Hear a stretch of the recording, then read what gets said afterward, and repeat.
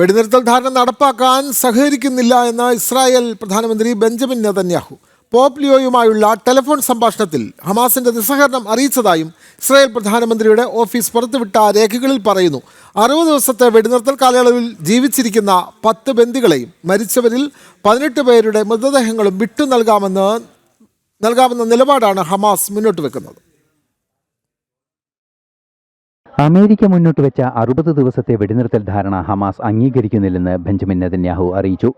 വെടിനിർത്തൽ വിഷയവും ബന്ദികളുടെ മോചനം സംബന്ധിച്ചും പോപ്പ് ലിയോയുമായി ഇസ്രായേൽ പ്രധാനമന്ത്രി സംസാരിച്ചിരുന്നു. പോപ്പുമായുള്ള സംഭാഷണത്തിന് ശേഷം ബെഞ്ചമിൻ നെതന്യാഹുവിൻ്റെ ഓഫീസ് പുറത്തുവിട്ട വിശദീകരണത്തിലാണ് ഹമാസിൻ്റെ നിസ്സഹകരണം വ്യക്തമാക്കുന്നത്. ജീവിച്ചിരിക്കുന്നവരും മരിച്ചവരുമായ 49 ബന്ദികളാണ് ഹമാസ് കസ്റ്റഡിയിലുള്ളത്. ഇവരെ എല്ലാവരെയും മോചിപ്പിക്കണം എന്നാണ് ഇസ്രായേലിൻ്റെ ആവശ്യം. സമ്പൂർണ്ണ വെടിനിർത്തൽ നടപ്പാക്കിയാൽ മാത്രം മോചനം ഉറപ്പാക്കാമെന്നാണ് ഹമാസിന്റെ നിലപാട്.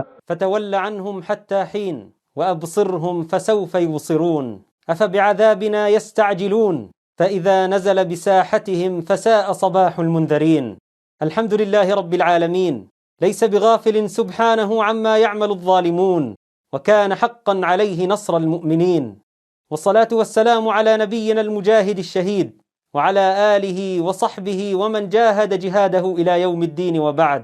60 ദിവസത്തെ വെടിനിർത്തൽ ധാരണ കാലയളവിൽ ജീവിച്ചിരുന്ന 10 ബന്ദികളെയും മരിച്ച 18 ബന്ദികളുടെ മൃതദേഹങ്ങളും വിട്ടു നൽകാമെന്നും ഹമാസ് അറിയിക്കുന്നു. അമേരിക്ക മുന്നോട്ട് വെച്ച വെടിനിർത്തൽ കരാർ നടപ്പാക്കാതിരിക്കാൻ കാരണങ്ങൾ തേടുകയാണ് ഹമാസ് എന്നാണ് ഉയരുന്ന ആരോപണം. ഇന്റർനാഷണൽ ഡെസ്ക്, ജനം.